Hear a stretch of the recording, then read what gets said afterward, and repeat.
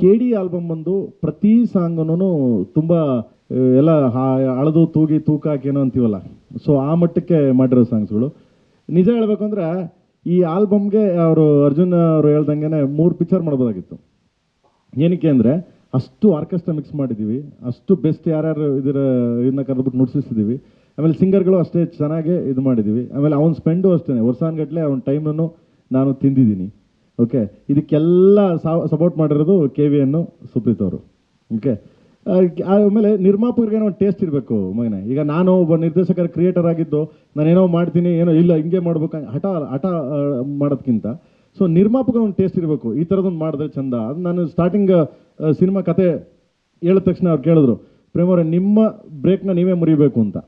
ನಿಮ್ಮ ಸಾಂಗ್ಸ್ಗಳೇನು ಬ್ರೇಕ್ ಮಾಡ್ತಾ ಇದ್ದೀರಾ ಮಾಡಿದ್ದೀರಾ, ಆ ಬ್ರೇಕ್ ನೀವೇ ಮುರಿಬೇಕು, ಅದ್ರ ಮೇಲೆ ಬೇರೆ ಬೇರೆದೆಲ್ಲ ಇದು ಮಾಡಲ್ಲ, ಕಂಪೇರ್ ಮಾಡಲ್ಲ, ನಿಮ್ಮದೇ ನೀವೇ ಮುರಿ, ಅದು ಏನಾಗುತ್ತೆ ವಿಲ್ ಡೂ ಬೆಸ್ಟ್ ಅಂತ.